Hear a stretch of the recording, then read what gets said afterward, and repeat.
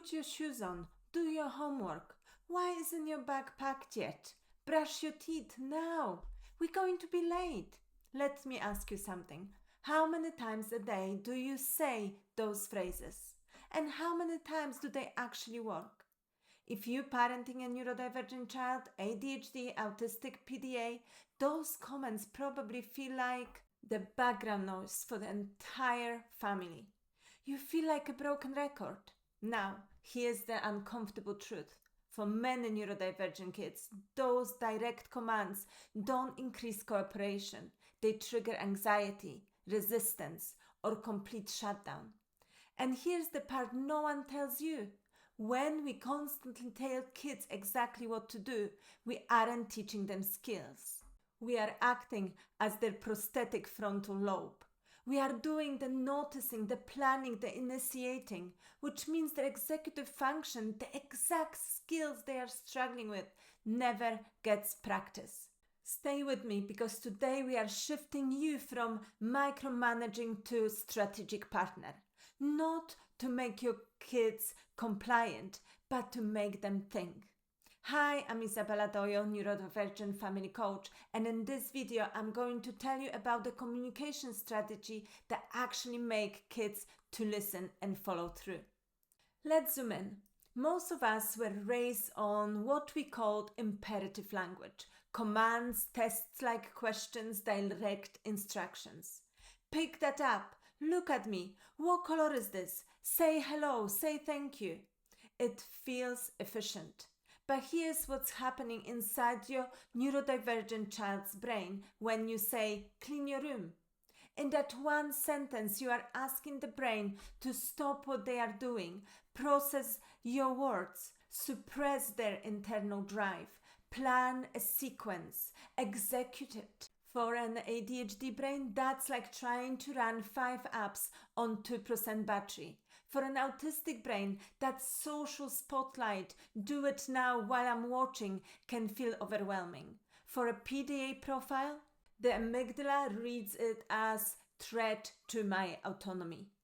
And here's the key shift. Commands activate the survival brain, not the thinking brain. Fight, flight, or freeze.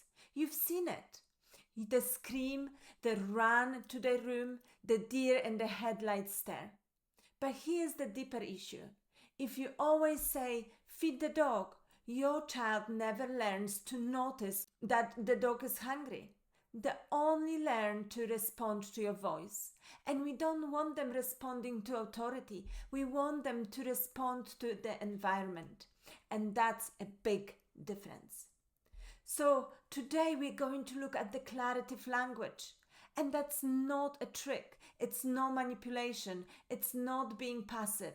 It's sharing information instead of demanding action. Let's replay the shoe example. Imperative, get your shoes on, we are leaving now. Declarative, I notice it's almost time to go. I'm putting my boots on because it's raining outside. See what changed? You didn't remove the expectation, you removed the pressure. You provided context, environmental clues, social modeling, and the why. And here is why that matters. When the nervous system stays regulated, the prefrontal cortex stays online. That's where executive function grows. That's where cooperation happens. You are lending them your organized brain without hijacking theirs. Now let's get specific and see why declarative language actually works for neurodivergent kids. Many autistic children learn language in chunks, scripts. When you say, do you want water? That script isn't reusable. But when you say, I'm thirsty, I think I will grab some water, you are modeling a functional sentence they can use later. You are teaching expression, not compliance. You are also teaching social referencing.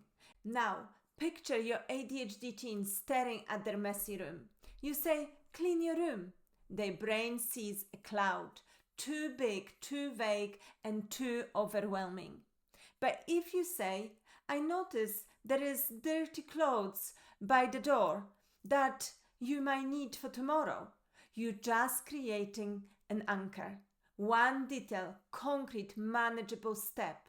You didn't shame, you didn't demand, you gave focus. And focus is gold for ADHD kids. For PDA kids with a persistent drive for autonomy, even suggestions can feel like attack. So instead of, can you check if you have milk? You say, I wonder if we have enough milk for cereal in the morning. Then you walk away. No eye contact, no waiting, no hovering. You place the information in the room and they can choose. Choice is safety, and safety is cooperation. For anxious brains, instead of saying, stop worrying about the door, you say, I checked the lock, it clicked into place, we are safe. You give certainty, no dismissal. Anxiety needs grounding, not correction. Now, let me make this practical for you, so you can start today. First, we need to understand that kids need at least 10 seconds processing time. In that time, their brain is decoding, assessing, planning, initiating. If you talk again, you reset the clock. Silence is where thinking happens. And trust me, that 10 seconds will feel like eternity to you. Number 2, use the big 4 sentence starters. I notice, I wonder, I think, I remember. Instead of take your coat, try, I remember it felt really chilly when I got the mail this morning. I'm going to wear my big coat today. You gave the why, you give them the context. They decide what to do with that information. Number 3, narrate the problem, not the solution. Instead of get a towel when the water spilled, you can say, I noticed water on the table. That simple sentence helps them bring their attention to the wet patch on the table. Remember that they need a towel to dry it out. That chain is executive function training. Number 4, watch your energy. Declarative language is mostly the tone, your body language. If your body and your tone say, I expect you to move now, they will feel it and they will not cooperate. So sit down, soften your voice, take a breath. Declarative language takes time. And number 5, safety first. If your child is about to run in front of a car, you do not say, I wonder if the road is busy. You say, stop, and you pull the hand. When you reduce background nagging, emergency commands regain power. And here's that trap I mentioned earlier, the weaponized observation. I notice you are being lazy. I wonder why can you never remember what I ask you to do? That's sarcasm in disguise. Your child has a radar for your tone. If you're standing there waiting for them to jump, it's still a command. So here is a little test for you. Can you say it and walk away? If you can't walk away, you are still micromanaging. Trust the process. Let their brain cook. This will feel awkward at first. You will feel like you are talking to yourself. You might think they are getting away with things. But remember this, we are building a brain, not managing behavior. Over time, you will hear it. I notice I'm getting frustrated. I think I need a break. I wonder if we have clean socks. That's executive functions growing.